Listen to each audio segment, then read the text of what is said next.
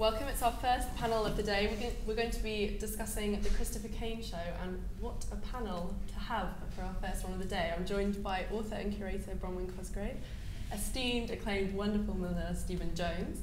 We've got a veteran panellist, writer Camilla Morton, and at the end we have wonderful designer Antony Price. Thank you for joining us. Thank you. Is everyone looking forward to Christopher Kane? Yeah. For sure. Anthony, you've worked a lot with Christopher. Well, I have worked, but I know him as a personal friend as well. And obviously I'm speaking on behalf of those before the polythene bag.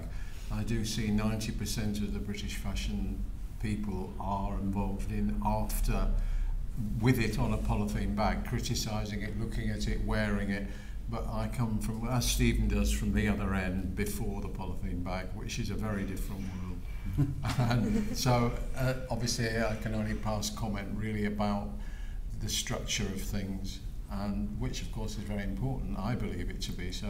Whether the punter does or not is questionable anyway, because there are so many other aspects that lead to whether a dress sells or not. Yeah.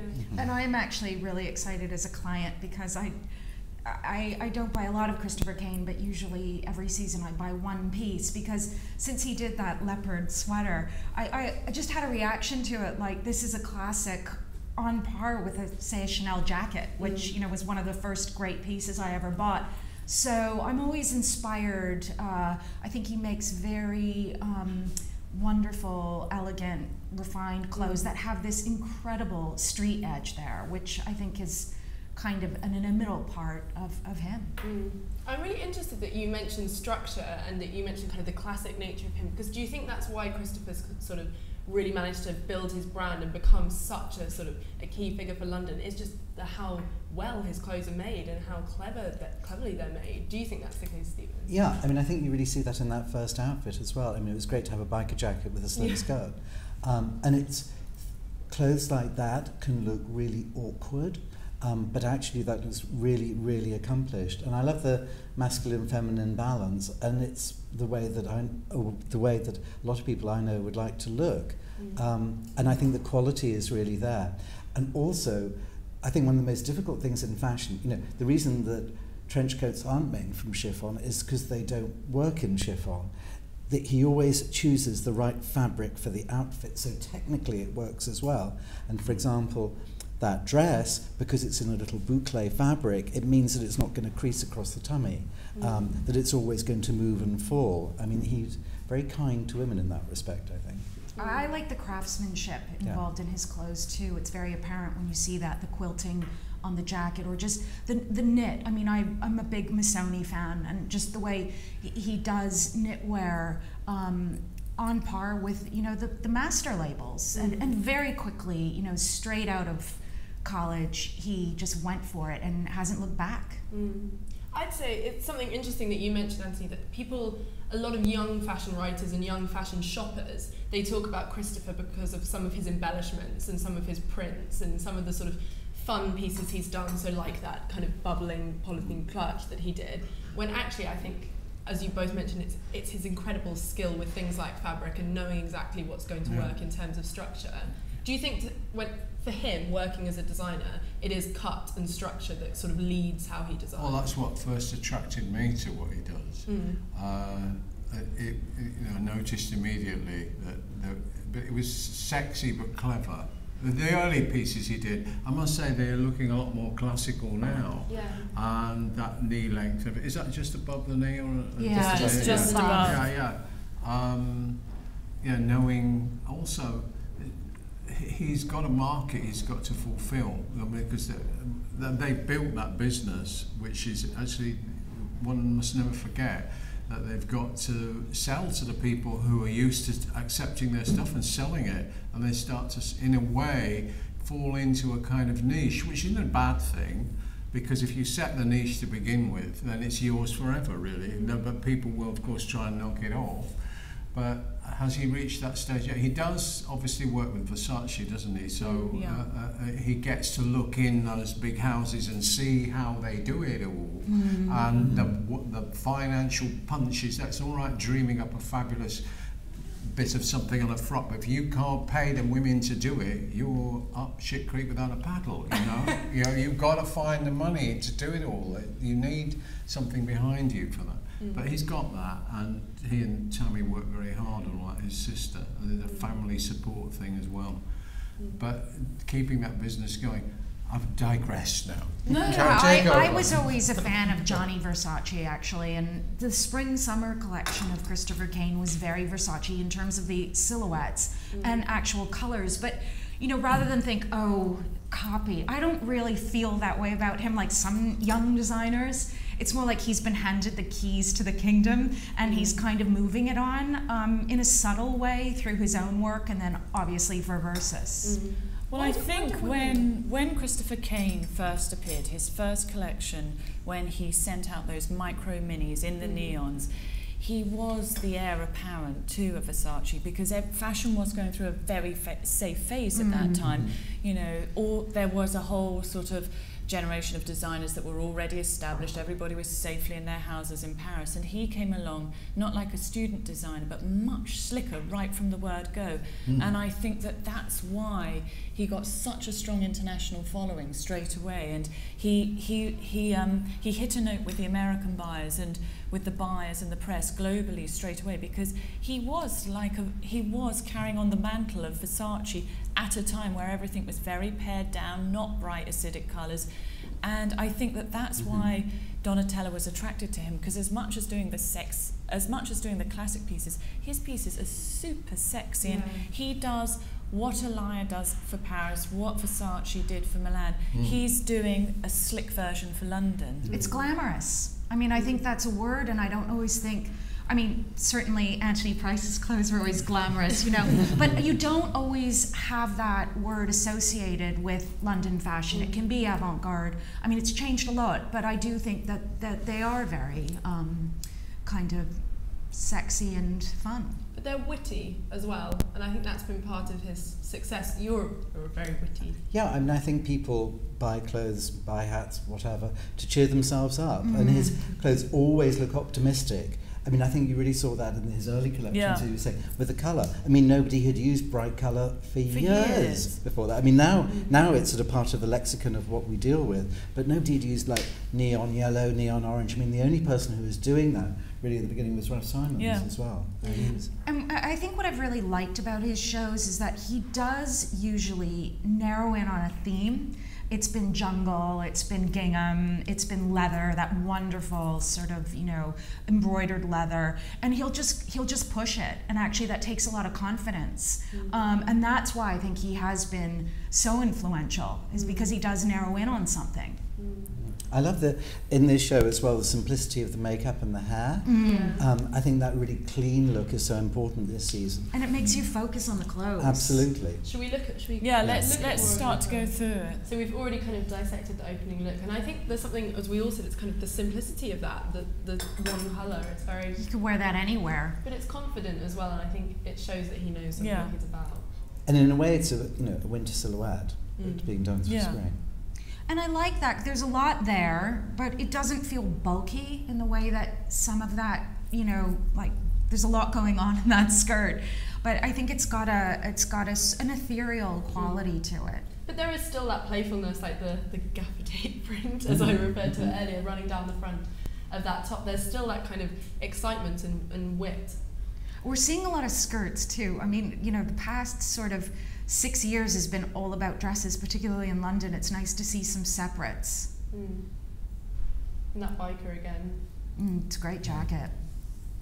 What's your initial reactions, Camilla and Steve? It's looking, I mean, obviously one thinks over fashion history, and you have to sort of associate things with, but there's quite an 80s feel coming across there for me, but I did witness that last night as well. But I've seen people around today in massive peg top trousers and rather large shoulders falling off the end. And I think that looseness of fit in general is not only the shoulders, the fact that on the side of the body it's not fitted, it's a way, it's got a dropped arm. Yes. Let's see how it progresses. That's a little. It's sexy, it's what we were saying before. I find that actually veering a little towards Giorgio Armani. You're not allowed to But say he did that. dress. He did dress, for better or for worse. He did dress the Duchess of Cambridge recently, so maybe that's an outfit for Kate. Keep clicking forward. And actually, if you're talking about an 80s it's difficult influence, to tell with just these Yeah. few I ones. know. We Yeah, you might can't be judging tell. it on. I see that it's all cream and Lovely. light. And Yeah, I mean, this could be his, dare I like... say the dreaded word ecru. Yeah. It's got a soft Got me. quality, which I always think his collections do, despite. Are we this- sure it's not the colour of the lens or something? Yeah. Are they actually cream or But are they dis- white? I assume they're It's creamish. a cream. That's yeah. lovely. and I think it's a fairly That's pinky lovely. cream. When Yeah, you're looking actually. at photographs, things can happen. Yeah. But I actually really like not the there. soft quality he has. That's quite Versace, actually. That kind of thing. No, I think 90s. But Versace would be really fitted. This is Yeah. the thing. Yeah. This is more relaxed What? fit, which is Yeah. Just to pick up on that note that you said about the kind of the primness of that look, Samantha Cameron is in the audience as well, which is quite a Are those looped up and dropped down? looped up and Arte. Good. and she's a fantastic client of his. yeah. That's What's interesting. I love that? that. Can we zoom on that? Can we see We what can't that... zoom on these ones. We'll go to Right. close-ups afterwards. Okay, well, let's whiz through and then do That's a zoom. wonderful red It's like carpet mousse dress. lame It's or coming. Yeah. Is it? plastic or something like Yeah. See, that. he does Yeah. work an idea. When Yeah. he gets an idea, which is a very good thing, because if buyers are sitting there and you do one great thing, they won't recognise it unless you underline it. They actually Yeah. start to worry and think, oh, maybe I made a mistake with that. And if you really underline it, and he always does that, he works an idea through until he gets a real one winner out of it Yeah. at least. Yeah. Because out of 5 great dresses, you'd be lucky if you get one winner. Yeah. He's definitely gone long. And he's like that bow, which And is the bow. that's like vintage Oh, there's a lot of Balenciaga. ideas on the And there's tucked acrylic. under These are again, acrylic yeah. bolts that Right. have gone through it there.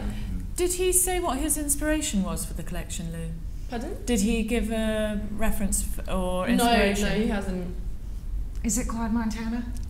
No, it's not Montana. No.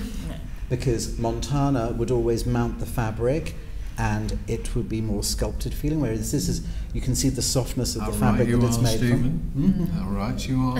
Is that a ribbon pattern? Yeah. Yeah. I Which mean, is it's got- soft. There's a softness always to his work, which I Well, find really Montana charming. ruled the 80s with a rod of iron. Yeah, Yes. Yeah. He that's did beautiful. the Lanvin shows that were Yeah. considered to be the best ever. A rod of fusible He canvas. was, his height was stunning. I witnessed a couple of his shows that were fantastic. They really were. I'm interested that we're going through various designers saying, is it this, is it that? And the Yeah. sounding answer is always no, because I think that's the case with Christopher. Well, the ribbon Yeah, it's seems to him. be a theme. Exactly. This ribbon seems to be a theme, which I think is really pretty. And this is, So I can looks put almost that down. knitted. Is that a fabric or an effect? I think it that's looks like a- an a elasticated, elasticated something. knit. Or Yeah. something. It looks elasticated, but not enough to draw the thing in completely. Maybe it's a fabric. Yeah, it's the same And on who's that, the yeah. silhouette of that on that shirt? There's That's- always a T-shirt. Great t-shirt, great Yeah, colours. there's always a T-shirt. It's a gorgeous colourway. I love that biker, it's so sexy. Yeah, it's a knit. That's quite Rosemary's Baby, actually, Mia Farrow.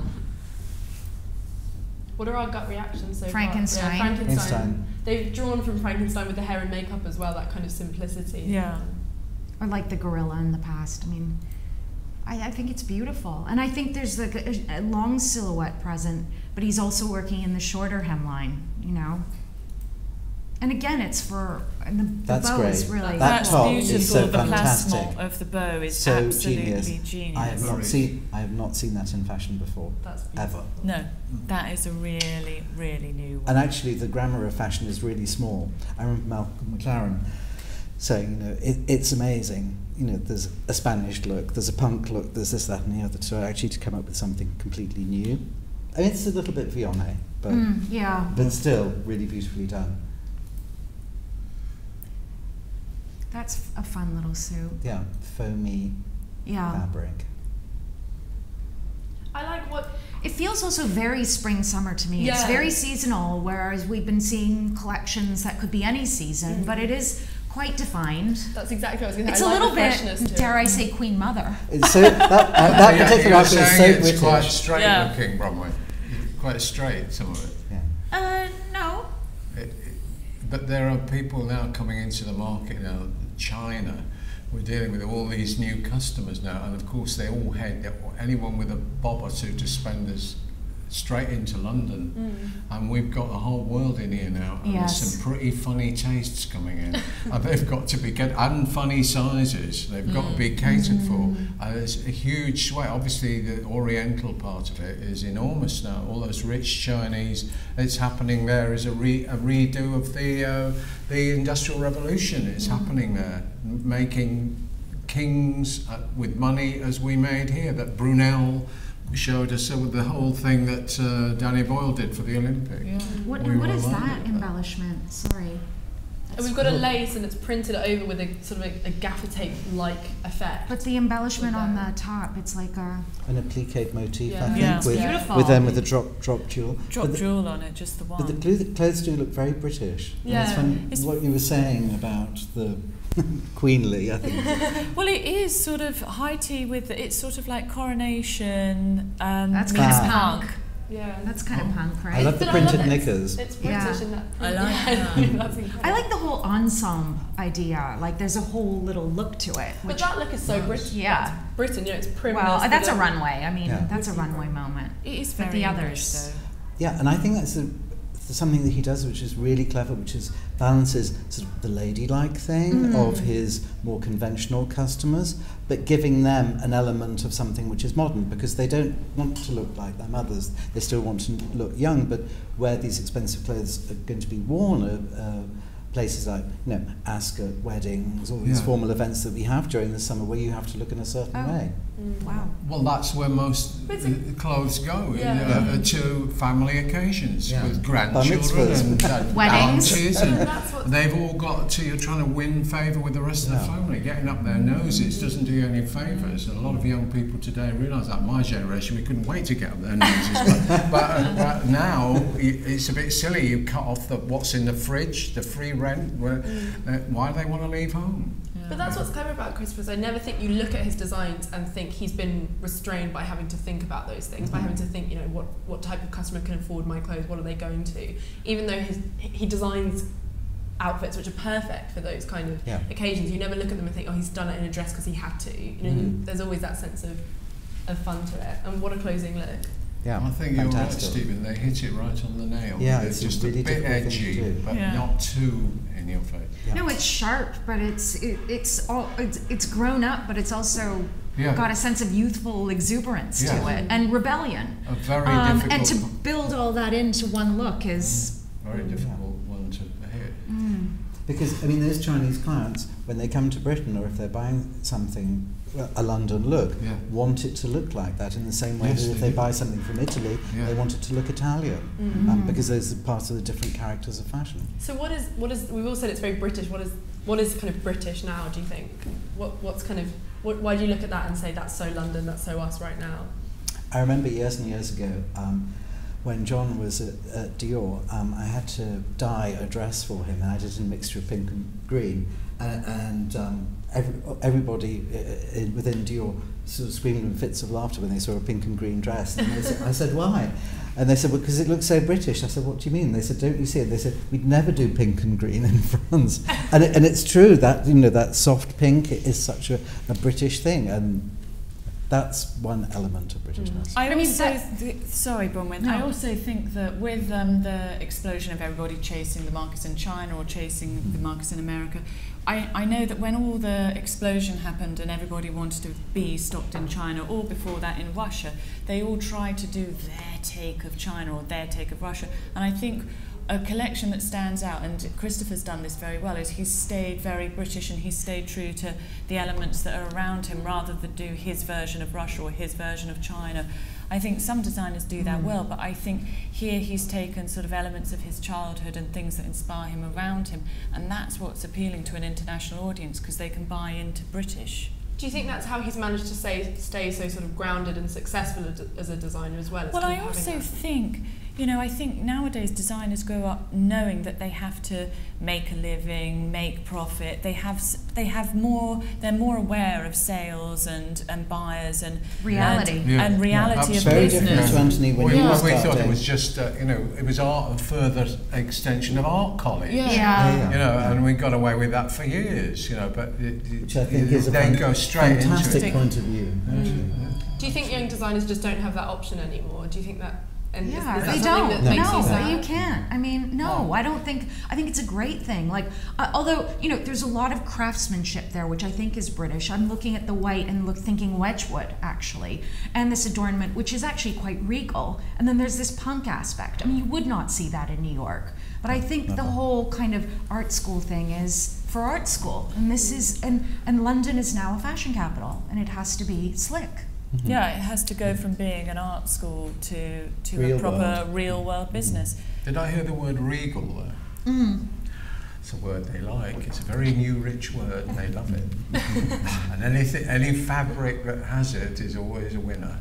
It has to have it. And I heard you say before about the crease on the front.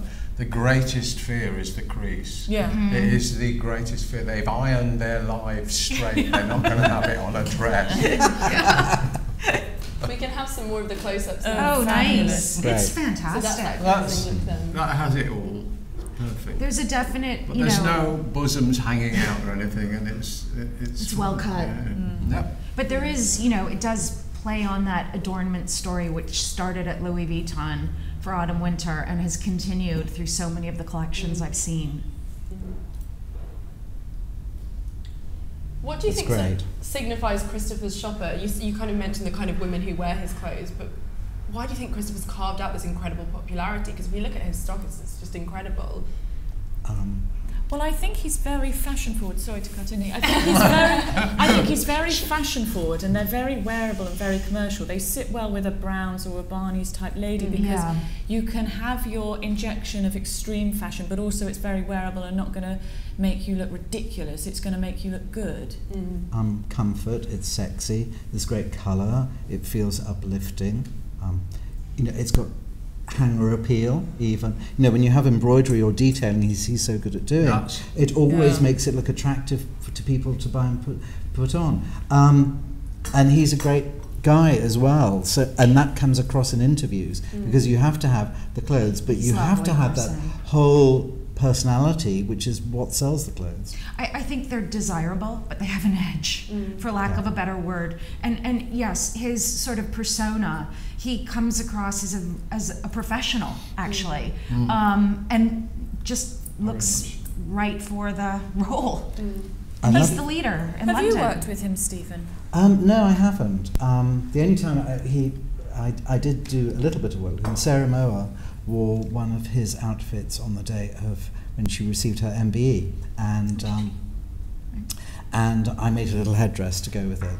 And it's funny because actually when she saw the fabric, she said, "My God, this is such an incredible royal fabric." It was like a sort of a hologram and blue fabric together. When you get designers coming to you and approaching you to work with you, how do you choose who you want to collaborate with, or how do you know you're going to have a good fit with someone? It's just if I get on with them or not. It's very simple. They sort of we have to become friends first, and then we can work together. There's no other way, especially at this point.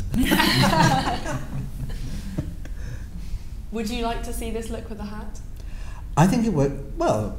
Sure. Oh, of course. What am I going to say? Yeah, it would be great with a hat, actually. But actually, I think the balance. I think it would be if he'd put a hat with that, it would be a different outfit. Yes, because actually, what works completely. so well is the fact there's that balance. pleat The and that hair is saying a grapefruit. lot, isn't it? And you know, if you put a sweet hat with that outfit, it would look completely wrong. Yeah. What looks great is the smudged black eyeliner, the scraped back hair, to sort of toughen it up a bit. I mean, that's why, you know, hats look great with trousers. Hats look always better with trousers than with skirts because it just sort of gives them a little bit of toughness. That for example, we saw in Philip's show last night. That was fantastic because you had all those big hats primarily worn with trousers. Yep. You agree, Antony? You always did trousers.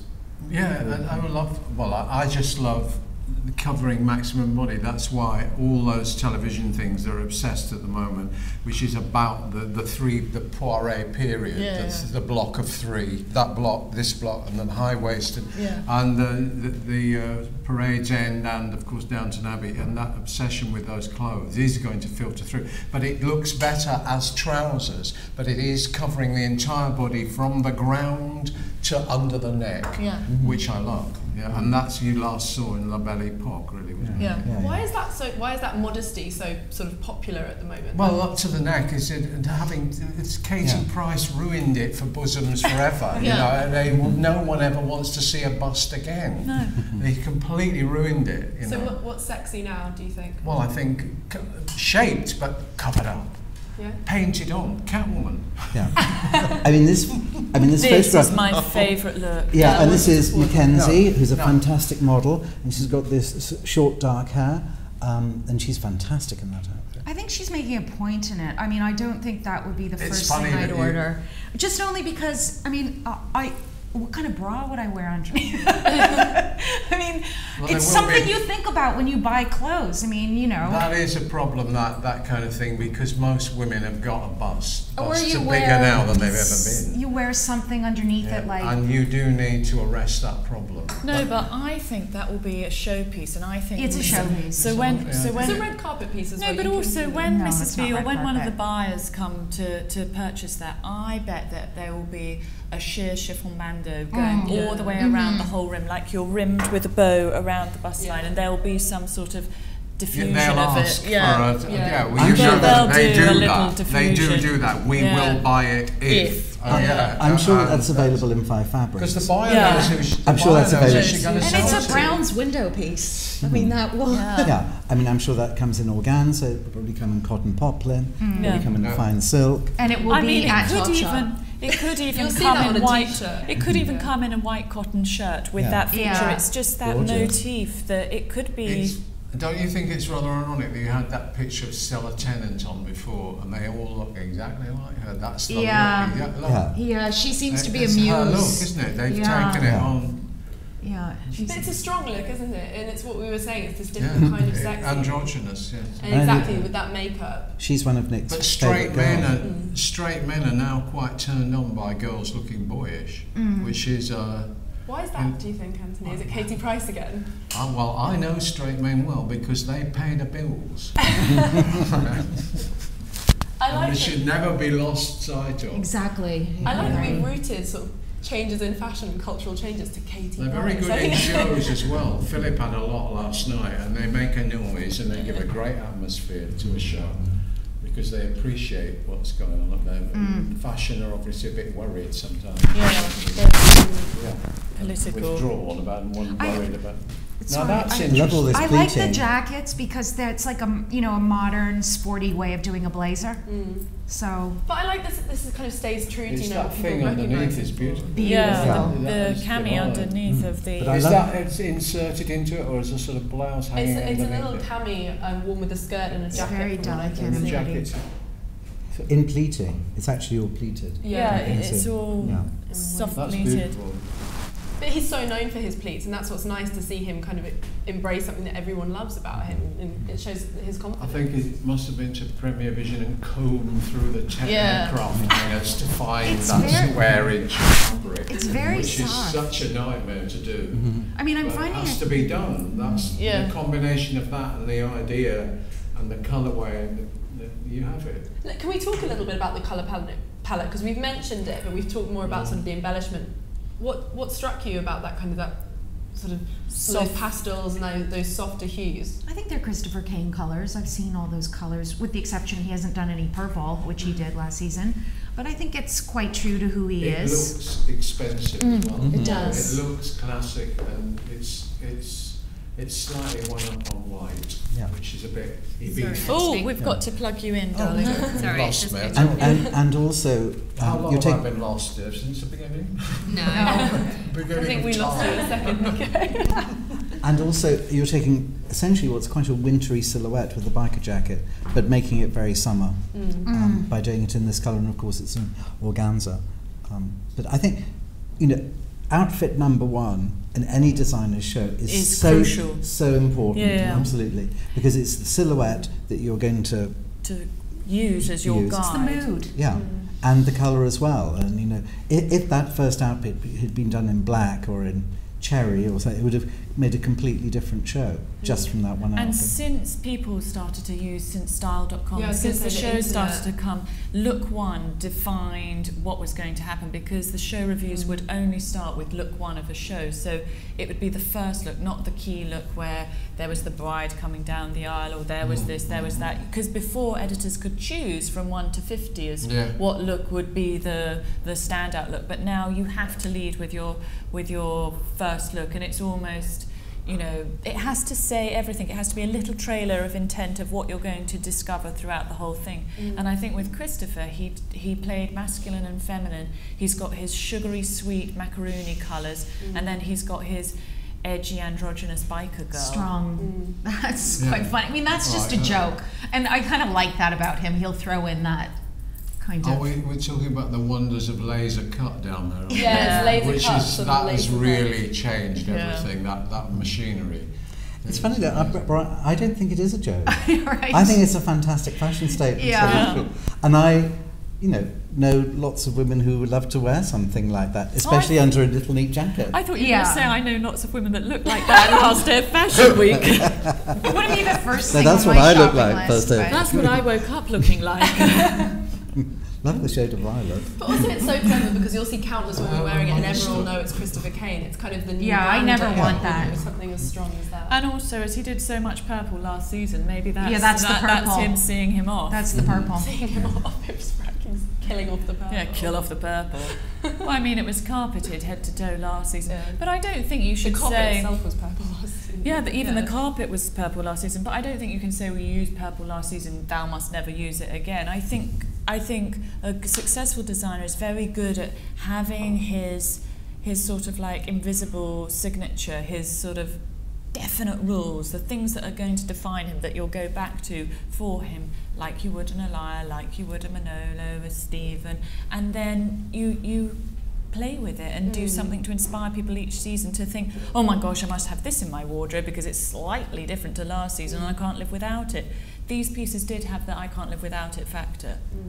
Antony, what would you say is kind of the core of, because Camilla's mentioned he's kind of stayed true to what he does and kind of built on it. What would you say is the core element of Christopher Kane? Well, that's difficult for me. I'm not a journo, so to actually put it into words, it's something that if it was shown to me, I probably would pick it out, as that's possibly Christopher. It's a combination of the things he sticks together as well. I mean, that's a classic case there. I find it difficult to put. I think Bronwyn would do it better. I would say, you know, honestly, like the words that are coming to my head, renegade, Scotland, always with him. You know, there's a softness to it, Versace, and elegance, actually. Elegance, I always think. And a new elegance that he's bringing. And it's like Hoxton Millionaire Girl, you know? But they really are trophy pieces to own. You know, I would say his design's right up there with, you know, a great Chanel suit.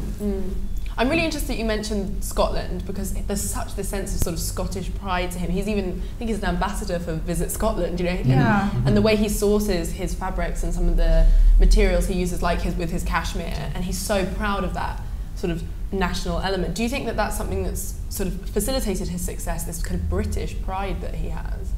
No, I just think his originality is what counts. But primarily, but I have to say that all the Scottish development councils and things are very, very active. They're designers. I mean, there's another Scottish milliner, this guy called William Chambers, and you know, he's really supported by them all, and they really make a framework on which they can bounce to London. Should we keep looking through? Should we move away from Frankenstein? I think one thing that is a signature of Christopher's that hasn't been said is that those twisted side on, Stephen. They're twisted round, the straps. Side on. Yeah. We're seeing them side on. Yeah, they're tied into They're actually floating round because they're and you can see fabulous effects like icing.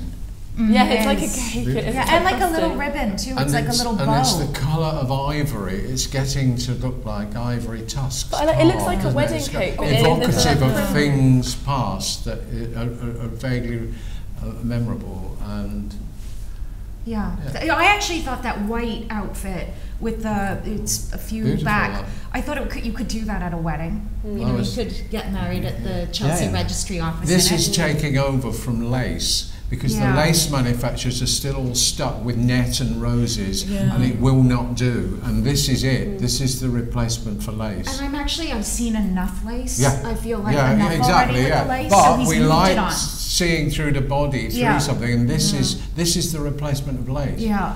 So all those lace machines are going to get a bit desperate in a minute, I think. I actually like what he's done to the jacket. Yeah, I wanted to pause on that jacket with that embossed. Actually, one of the things is about lace is so difficult and so complicated to develop a new sort of lace. Yes, it is. And actually they don't know how to. They have the looms and the machines which have existed there for 150 years, but actually doing a new pattern is almost impossible for them. Why is that the case? Most of the successful patterns are actually from the 20s and 30s, and very few patterns have been done since then. Just too difficult. They cost a fortune to change, don't they? It's a huge, and the machine only does like 4 meters at a time, and they've got. It's a very complicated business, and the whole thing outside Paris is involved in it. A cordery and whole towns devoted to it. They're looking disaster in the face here. Yeah. I like the way that it's quite sweet, some of it, but very strong. This is a very strong look. And I also actually love to the backdrop. You can't really see it, but it's this shiny kind of Warhol factory vibe going on with the set, which I think is really cool.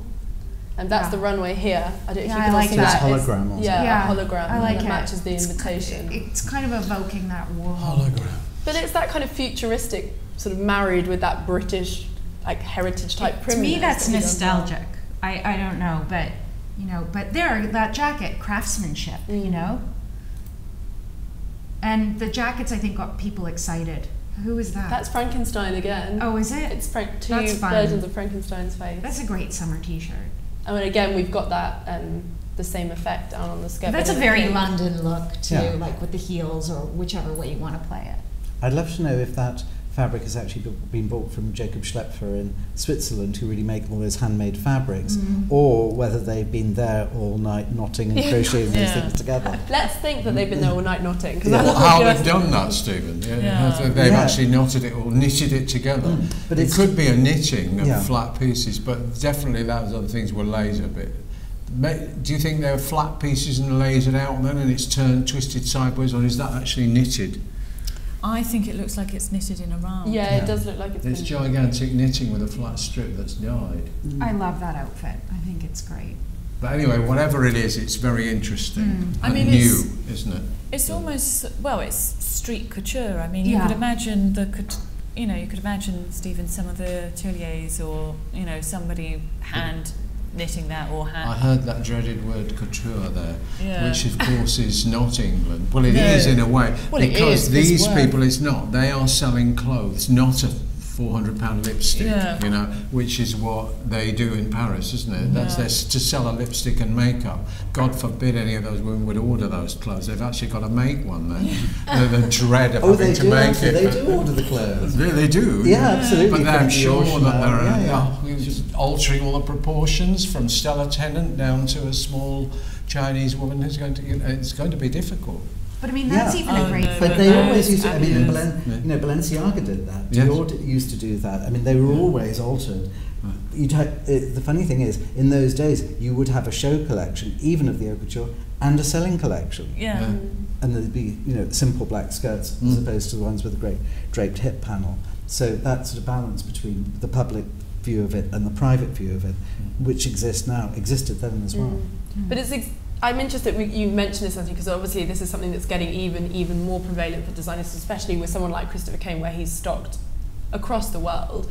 Do you think that is sort of radically changing the way that designers have to think about how the kind of outputs they're up against a terribly demanding high street, which are really people with just as good ideas, but they're not in the public eye, and they're not giving fashion shows. I mean, when do you see discussions about Zara, you know. They don't need to advertise because they're right opposite the tube. You don't need to advertise, you don't fall over them, you know. But they're out there, they're looking at this now. You see, that's another thing that copyists are a nightmare now.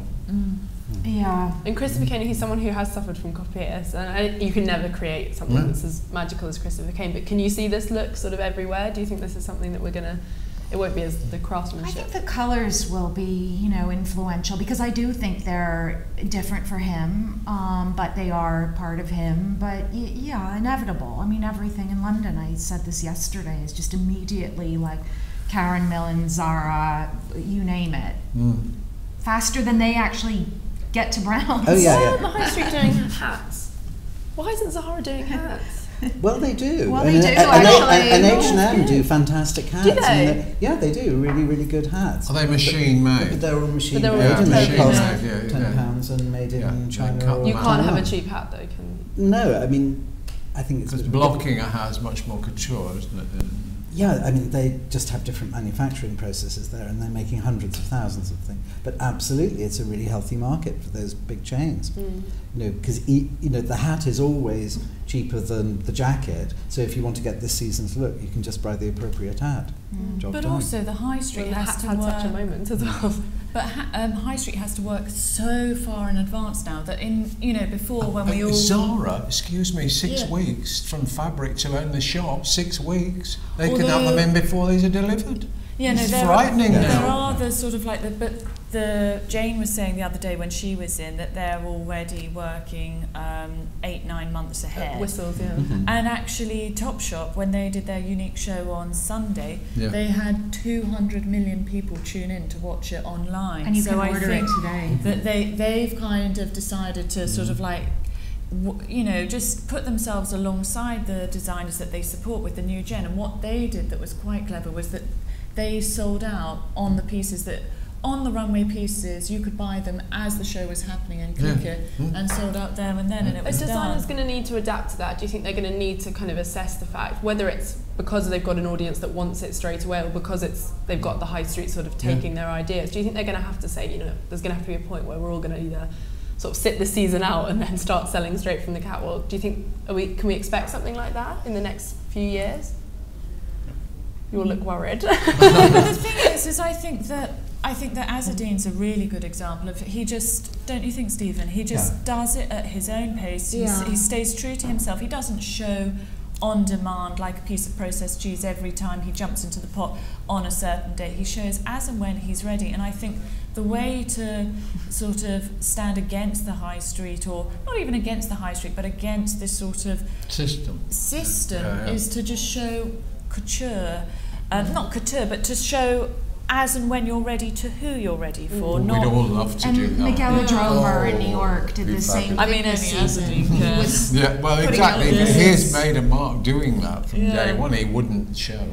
But I think the thing of copying has been an essential part of fashion since Dodd. I mean, since the birth of fashion magazines in like the 1870s, absolutely that's how people got their new fashions, because they couldn't afford haute couture from Paris. And I think what's important is the fashion business sort of stays flexible. What has happened, in order to organise it, we've had all these shows every 6 months. In a way, people don't buy clothes like that, and fashion shouldn't be served with a global audience. Shouldn't be served up like that. And what we have now is a slightly dated system which was invented in the sort of 60s and 70s, which is no longer appropriate. And we need to move on. But why aren't we moving on? Because there's so many divested interests who don't want to move on. Because it's almost the entire fashion business is set up like that. For example, Topshop or even Burberry, when they start to sell clothes immediately, it really, upsets the apple cart. And factories, everybody has their Europe closes down for the whole of August because they all go on holidays. Well, they shut down everything, all the factories. Yeah, exactly. So you've got to get it all finished. There is that to take into account. And the more but people like Zara have their own factories. That's how they're able to stop in and do that. So can we look at that? Yeah, let's continue. So this one is a closer up of the whole look, and it's just incredible.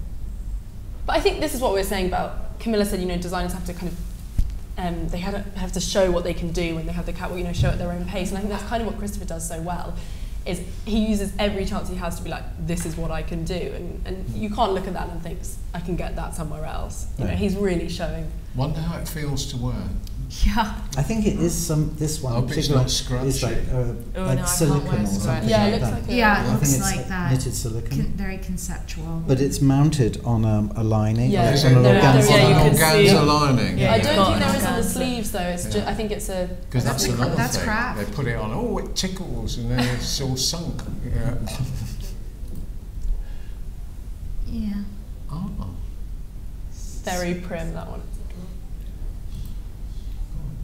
I liked that That's great. actually. Well, I thought loads that of was people pretty will cool. love that. Yeah. It's got the double strap thing up there that's interesting. So I Yeah. guess that must be mounted on a flesh-coloured lining. Is it? Yeah. But I the think there waist might is be an not. attachment at the lining. back because it does look like that is just her her flesh. was- So I don't know if there'll be something Yeah. running down the back. There A was a little bit of double-sided. I Yeah. think. There was a great dress. American Vogue did a shoot when the Ritz was closing down this year, and they put Kate Moss in all these dresses, and she was flouncing around the Ritz. And there was a wonderful Nicolas Gasquier dress that it had that spirit to it, and it was an interpretation of a Balenciaga archive piece. It had From that there bow. up, that could be 1900 from there up. Mhm. From the butt, it's got a hint of that.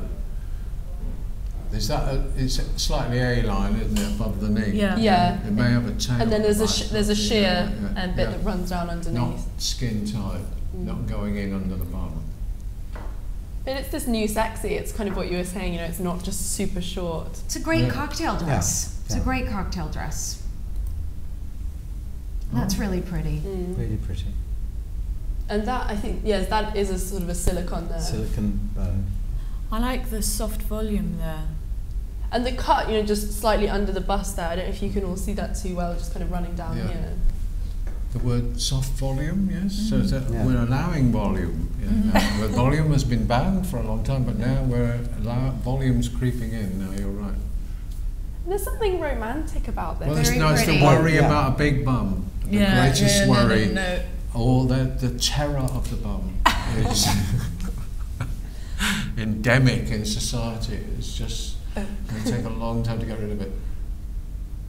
Oh, this bow is actually perspex. I've just been told over my ear. Oh, that's Of fun. course, that kind of thing is very flattering on a big That's bum. Then it fun. asks the question: do you actually have a big bum under there? Is what they're Yeah, might be then worried everything about. will get very worried. I'm sure this girl But does. no, those knees are too I don't think she small worries about that. for it to be. What I like about this is, you know, you can see kids who love Christopher Kane running around London, maybe buying something like this and trying wearing Yeah. it as a brooch and this bow idea. Stephen, is that print on organza? Yes, Yeah, it's at the print top on of the organza. lining, shorter skirt. Yes. Which is overlaid. I mean, it looks like taffeta or a thigh. Yes, on that's the a bit side. of. That's a bit stiffer the underneath. Yeah. It's the top that's softening it. Yeah.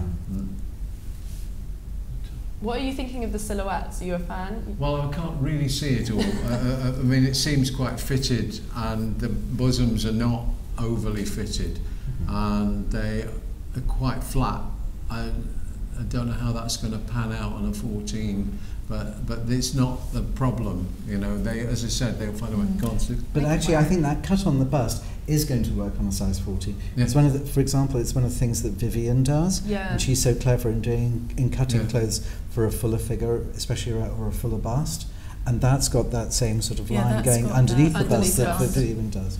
I don't know what his sizing actually is, because that's another thing. There's no universal sizing system, which is a complete disaster. It usually ends up to be the size of the house model, and she might be Yeah. anyone that they selected and braided up and down from. We do need a universal sizing system, which we don't have.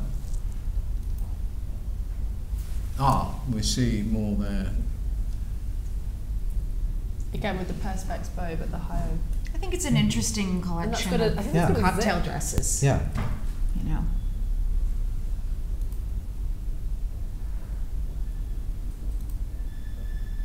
More And these are those sort of Yeah. acrylic loop, yeah. bolts, which is the Yeah. Frankenstein Yeah. reference again, which I Yeah. love. Oh, right, okay. With a nut Yeah, and the bolt folding on on the there. clothes. But it's playful, you know. That's what I love. It wouldn't about be it. my first choice, but that's an And the bolts interesting. at the I neck like as that. well, I those admired that. Frankenstein. I thought that was chic. And beautiful on the shoulders. Yeah, really good shoulder cut. And she looks a lot better than Frankenstein, so it's fine. Again, with the bolts from the back. What do you think of this tuck up here?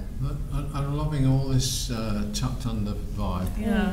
Panels. I'm just assuming that is a panel. Does it finish behind her arm there and then tuck up? Yeah, or it does finishes go like it underneath? goes under. Yeah. And that's a very difficult thing to fit. Forearm. Because you can have the appearance of a square or a rectangle on the body, Yeah. but essentially your body flows and is all Yeah. composed of curves. Yeah. So if you're applying squareness on the top of it, it's very difficult to do.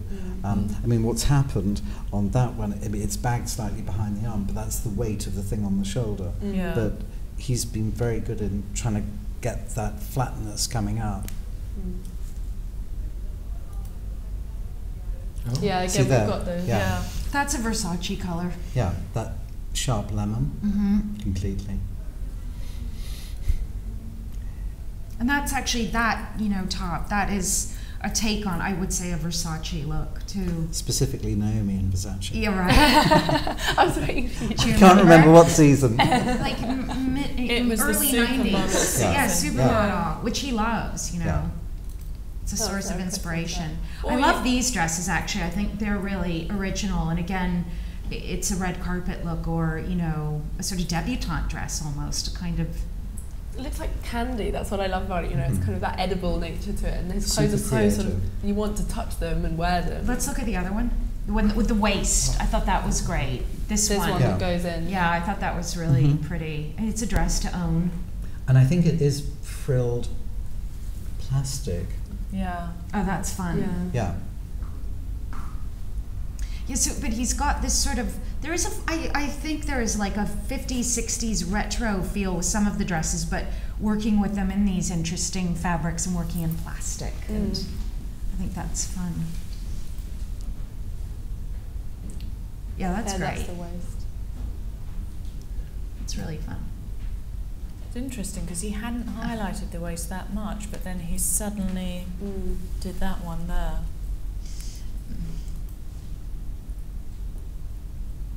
I love those bolts. I just think that's amazing. I like this dress. I've seen some strapless dresses out there, but this Very actually different. looks like a strapless dress that wouldn't fall off if you took a few steps. Pieces, aren't What? I like that dress. What's our gut reaction? Are you all right, Steve? No, I'm getting because actually it is It's 14:23 now, and at 3 o'clock I've got the Louise Gray show, so I'm going to have to Yeah. go. Okay. Well, shall we wrap up? Because we've all loved it. Yeah. We've had such a positive. Thank you. So shall we give him a round of applause? Woo. Good luck, Yes. Louise Gray.